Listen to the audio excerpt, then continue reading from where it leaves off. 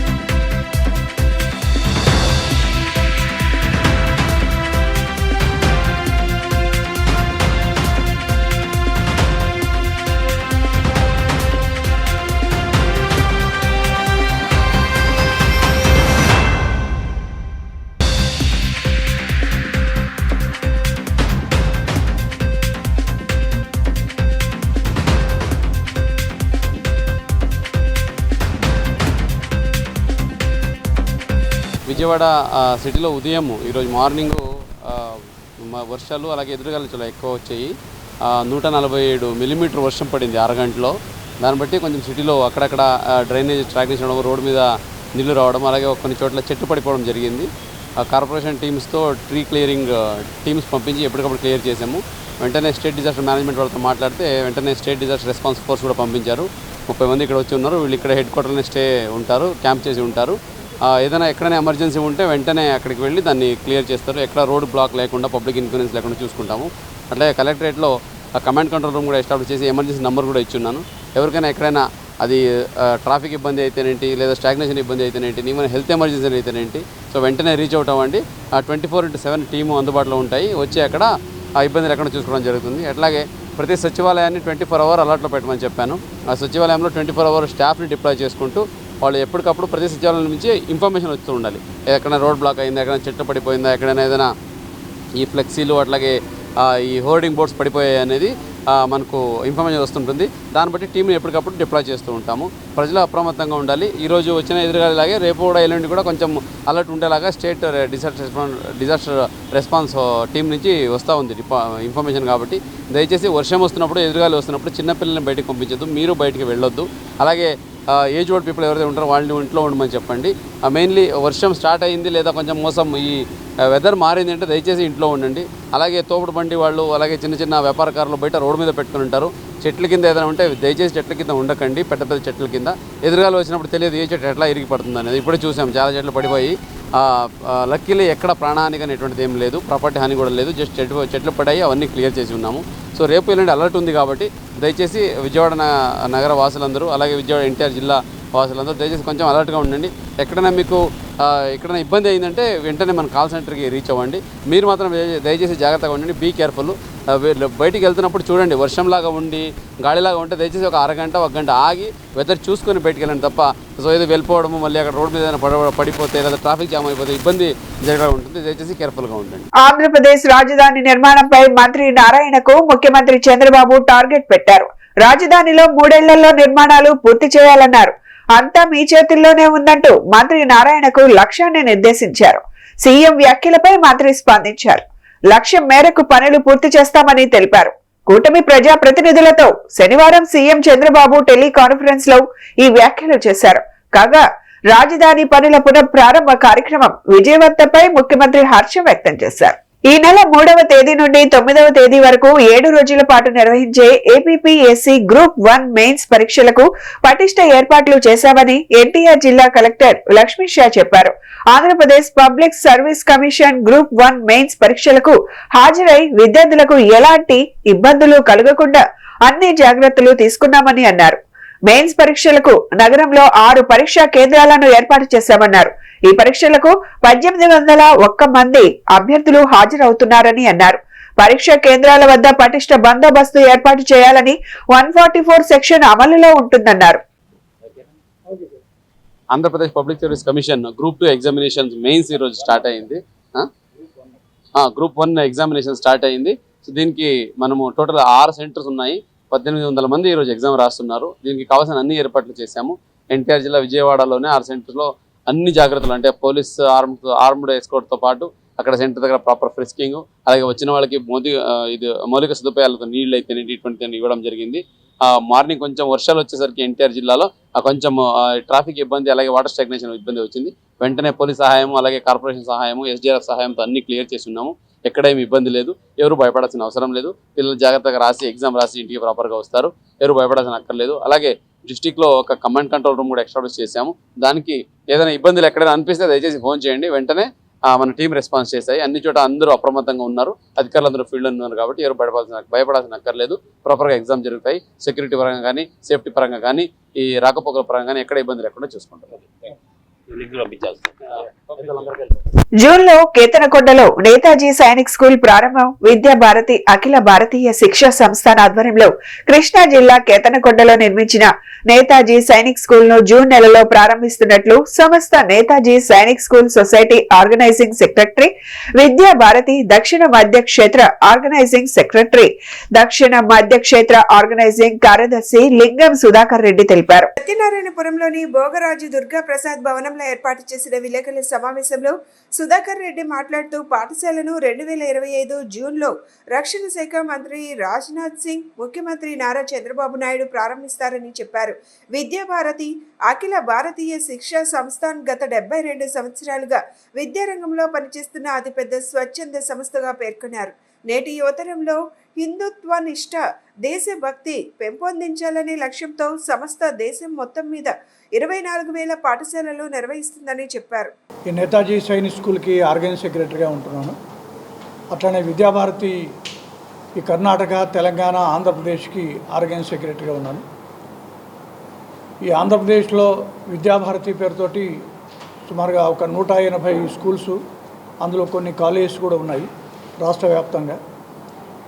దాంట్లో భాగంగానే కొన్ని సిబిఎస్ఈ స్కూల్స్ ఉన్నాయి, కొన్ని స్టేట్ సిలబస్ స్కూల్స్ కూడా ఉన్నాయి. గడిచిన సంవత్సరము ఈ కేతనకొండ దగ్గర విజయవాడకి సమీపంగా ఉన్నటువంటి కేతనకొండలో సిబిఆర్ ప్రసాద్ గారు 8 ఎకరాల భూమిని, అందులో ఉన్నటువంటి భవనాల్ని వారు విద్యాభారతికి దానంగా ఇచ్చారు. వారు రిటైర్డ్ ఆర్మీ పర్సను. ఇదివరకు అక్కడ సిబిఆర్ అకాడమీ అని చెప్పేసి అక్కడ చాలా కాలం విద్యాలయం నడిపారు, స్పోర్ట్స్ ఇతరత్ర. విద్యాభారతి యాక్టివిటీస్ ఇవన్నీ చూసిన తర్వాత విద్యాభారతి ఒక సంస్థకు సంఘటనకి ఇస్తే బాగుంటుంది అనే ఉద్దేశంతో దాన్ని విద్యాభారతికి రిజిస్ట్రేషన్ చేశారు. కామినేని ఈశ్వరరావు గారని వెయిట్ లిఫ్టింగ్లో వారు 2 సార్లు ఒలింపిక్ వెళ్ళారు ఆ ఊరి నుంచి. వారిని చూసి నేను కూడా క్రీడారంగంలో ఒలింపిక్ వెళ్ళాలనే ధ్యేయంతో నా హై స్కూల్ ఎడ్యుకేషన్ అయిపోయిన తర్వాత ఎక్కడైతే ఫెసిలిటీస్ ఎక్కువ అవకాశం ఉంటాయని తెలుసుకుని ఎయిర్ ఫోర్స్కి వెళ్ళాను. ఎయిర్ ఫోర్స్లో 9 సంవత్సరాలు పనిచేశాను. ఈ 9 సంవత్సరాల్లో ఒలింపిక్ వెళ్ళగలిగే స్థాయికి చేరుకున్నాను. అలాంటి టైంలో రైల్వే వాళ్ళు ఇంకా మంచి ఫెసిలిటీస్ ఇస్తాం, బయటికి రమ్మంటే బయటకు వచ్చాను. కానీ బయటకు వచ్చిన తర్వాత వాళ్ళకే నాకు కుదరలేదు. ఇక బతుకు తెరువు కోసం చిన్న కోళ్ళ ఫారం పెట్టుకుని జాతీయ స్థాయికి, అంటే ఇండియాలోని నెంబర్ 1 పౌల్ట్రీ స్థాయికి వెళ్ళింది. నేను కృష్ణా జిల్లాలో జన్మించాను. కృష్ణా జిల్లాలో, ఉమ్మడి కృష్ణా జిల్లా పరిధిలో ఒక సైనిక్ స్కూలు వస్తుందని తెలిసి నా అంతటికి నేనే స్వచ్ఛందంగా విద్యాభారత్ దగ్గరికి వెళ్ళి, మీరు మా జిల్లాలో పెడుతున్నారు, మీకు ఎటువంటి సహకారం అయినా నా వంతు ఇవ్వడానికి సిద్ధంగా ఉన్నానని చెప్పి నేను స్వచ్ఛందంగా ఒక కార్యకర్తగా ముందుకొచ్చి దీనికి సహకరిస్తున్నాను. గతంలో నేను మెడికల్ కౌన్సిల్ ఆఫ్ ఇండియా సభ్యుడిగా ఇరు తెలుగు రాష్ట్రాల్లో వైద్య కళాశాలలు స్థాపించడంలో, డెంటల్ కళాశాలలు స్థాపించడంలో కొంత ప్రవేశం ఉండటం, అలాగే ఈ సైనిక్ స్కూలు నా జీవిత లక్ష్యం. అప్పట్లో కోరుకొండ సైనిక్ స్కూల్ ఉంది, నేను విద్యార్థిగా ఉన్నప్పుడు దాంట్లో చేరాలని ప్రయత్నం చేశాను. నా వల్ల కాలేదు, వెళ్ళలేకపోయాను. కనీసం భావితరాల విద్యార్థులకు ఇప్పుడు ఈ సైనిక్ స్కూలు కేవలం కృష్ణా జిల్లా వారికే కాకుండా ఆంధ్రప్రదేశ్లోని 26 జిల్లాలకే కాక తెలంగాణలో ఒక్క సైనిక్ స్కూల్ కూడా లేదు. ఆంధ్రప్రదేశ్ లో రేషన్ కార్డుదారులకు ప్రభుత్వం గుడ్ న్యూస్ చెప్పింది. కొత్త రేషన్ కార్డులను జారీ చేసేందుకు కసరత్తు చేపట్టిన సర్కార్ కార్డుల జారీకి ముందు రేషన్ కార్డుకు ఈకేవైసీ ప్రక్రియను మొదలుపెట్టింది. ఇందుకోసం ఓ గడువును కూడా విధించింది. ఏప్రిల్ 30 వరకు రేషన్ కార్డు ఈకేవైసీ చేసుకునేందుకు గడువు విధించింది సర్కార్. అయితే ఏప్రిల్ 30వ తేదీ దాటినప్పటికీ కొందరు ఈకేవైసీ ప్రక్రియను పూర్తి చేయలేదు. పలు కారణాలతో ప్రజలు ఈకేవైసీని పూర్తి చేయలేకపోయారు. ఈ క్రమంలో ఇలాంటి వారి కోసం ప్రభుత్వం తీపి కబురు చెప్పింది. ఈకేవైసీని చేసుకునేందుకు గడువును పెంచుతూ నిర్ణయం తీసుకుంది. ఈ గడువును జూన్ 30 వరకు పొడిగిస్తూ ప్రభుత్వం ఆదేశాలు జారీ చేసింది. ఆ గడువులోపు ఈకేవైసీని పూర్తి చేయాలని స్పష్టం చేసింది.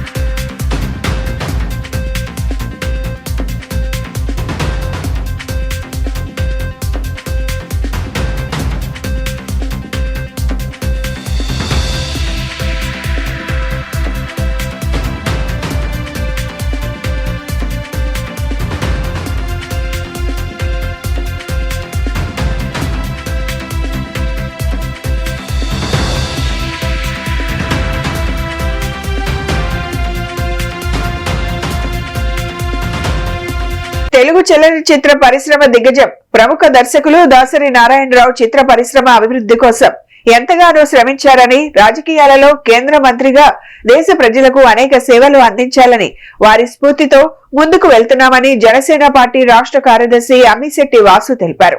తెలుగు చలనచిత్ర రంగంలో దాసరి నారాయణరావు అనేక కుటుంబ కథా చిత్రాలను తెరకెక్కించిన దర్శకుడిగా రికార్డులు సృష్టించారని పేర్కొన్నారు. పశ్చిమ నియోజకవర్గంలోని బ్రాహ్మణ వీధి శ్రీ కన్యకా పరమేశ్వరి సత్రంలో ప్రముఖ దర్శకులు డాక్టర్ దాసరి నారాయణరావు 78వ జన్మదినం సందర్భంగా ఆంధ్రప్రదేశ్ ఫిల్మ్ సొసైటీ ఆధ్వర్యంలో వేడుకలు నిర్వహించారు. ఈ సందర్భంగా ఆయన చిత్రపటానికి పలువురు ప్రముఖులు పూలమాలలు వేసి నివాళులు అర్పించి కేక్ కట్ చేశారు. ఈ సందర్భంగా జనసేన రాష్ట్ర కార్యదర్శి అమ్మిశెట్టి వాసు మాట్లాడుతూ దాసరి నారాయణరావు చిత్ర పరిశ్రమ అభివృద్ధితో పాటు ఎంతో మందికి ఆదరణగా నిలిచి వారి ఎదుగుదలకు ఎంతగానో దోహదపడ్డారని పేర్కొన్నారు. దాసరి నారాయణరావు స్ఫూర్తితో తాము ఆయన సేవలను స్మరించుకుంటూ ముందుకు వెళ్తున్నామని చెప్పారు.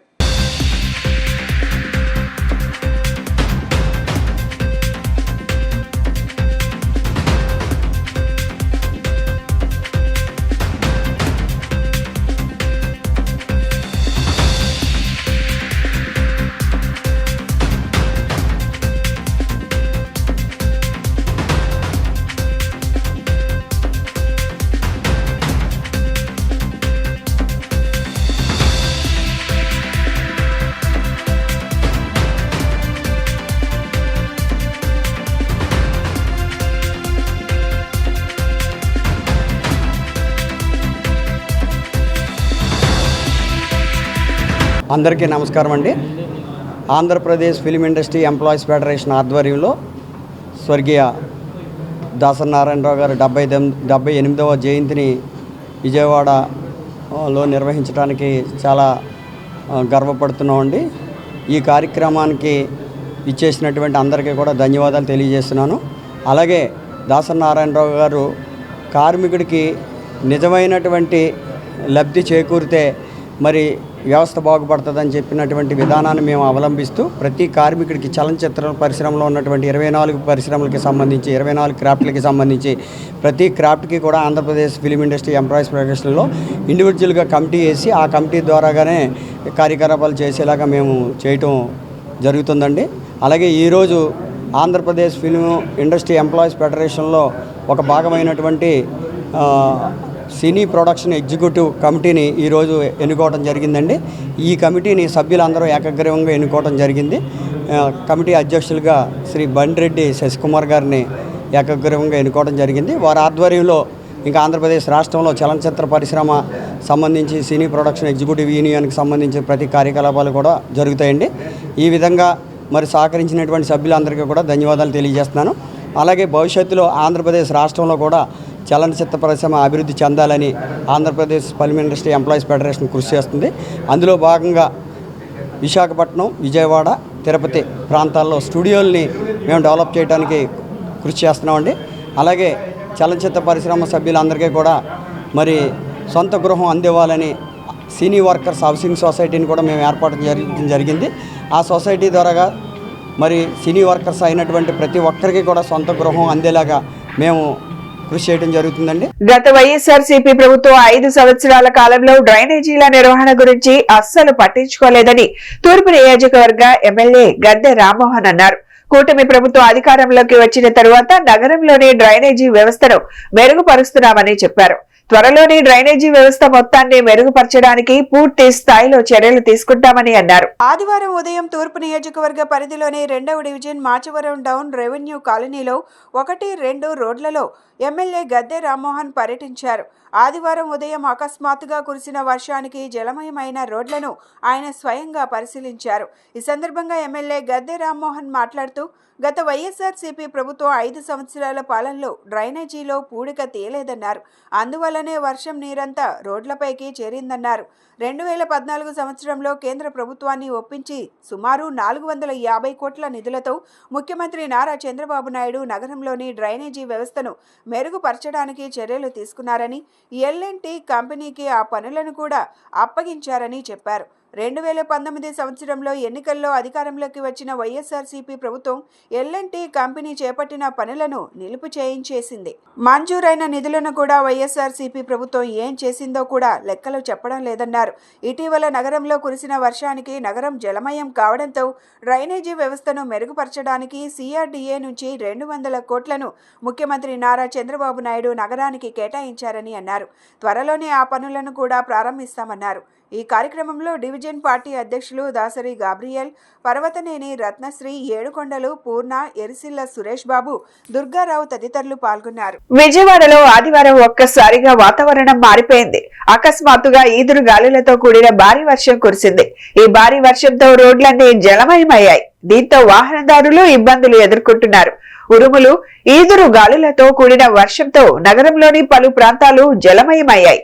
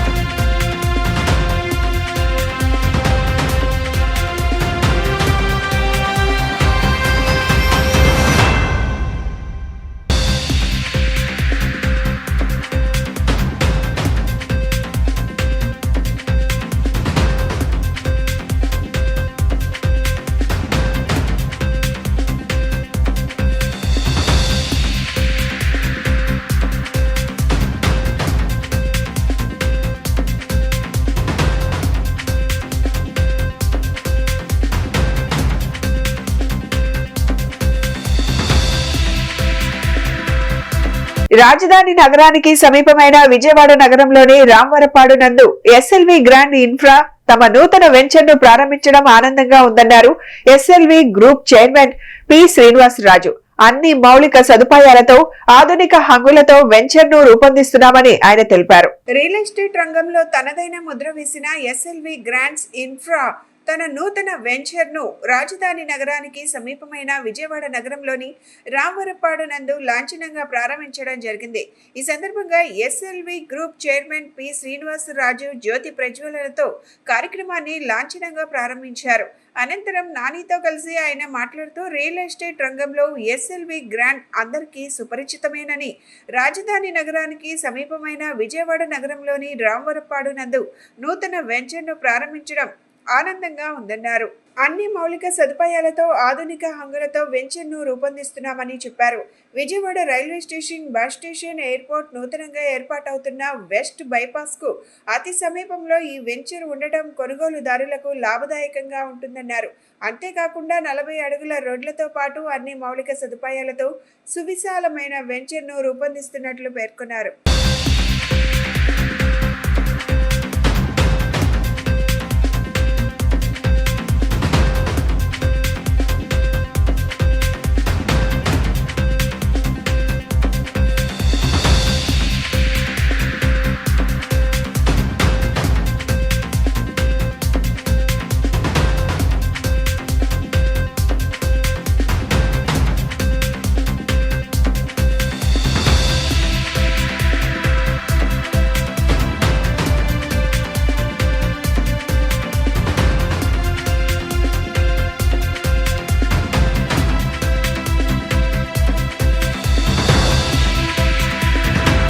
అందరికీ నమస్కారం అండి. ఈ మా ఆహ్వానాన్ని మన్నించి ఇచ్చేసిన అతిథులందరికీ మరొకసారి నా హృదయపూర్వక కృతజ్ఞతలు అండి. యాక్చువల్గా ఈ లేఅవుట్కి సంబంధించి చాలా ముఖ్యమైన భూమికి ఏంటంటే విజయవాడ సిటీకి రామవరపాడు రింగ్కి 1 కిలోమీటర్ దూరంలో ఉంటాం. అలాగే ఇటు నుంచి road connectivity direct road Vijayawada railway station దాకా ఉంటాం. పక్కన గుణదల రైల్వే స్టేషన్, పక్కన రామవరపాడు రైల్వే స్టేషన్ ఉంటాం. అలాగే ఓ పక్కనేమో నేషనల్ హైవే బైపాస్ ఉంటాం, ఓ పక్కన ఎయిర్పోర్ట్ ఉంటాం. ఇవన్నీ కూడా అలాగే ఈ దీనికి సంబంధించి గ్రౌండ్ వాటర్ 30 ఫీట్లోనే మంచి సాఫ్ట్గా ఉన్న గ్రౌండ్ వాటర్ ఉంటాం. అలాగే మీకు రోడ్ కనెక్టివిటీలు ఎక్కువ ఉంటాం. అలాగే మేము చేసిన డ్రైనేజ్ కానీ లేకపోతే రెయిన్ వాటర్ లైన్స్ కానీ డ్రైనేజ్ లైన్స్ కానీ సెపరేట్గా తీసుకెళ్ళటం వల్ల అదొక వాల్యుబుల్ అసెట్ అండి. అలాగే ఫ్లాట్లన్నీ కూడా 40 ఫీట్ రోడ్లతోటి డెవలప్ చేయటం, అలాగే హైట్ అంటే దగ్గర మినిమం 5 ఫీట్ హైట్ని మనం రోడ్లు ఫామ్ చేయడం కూడా ఇవన్నీ కూడా ఈ లేఅవుట్కి సంబంధించి చాలా వాల్యుబుల్ అసెట్లు అండి.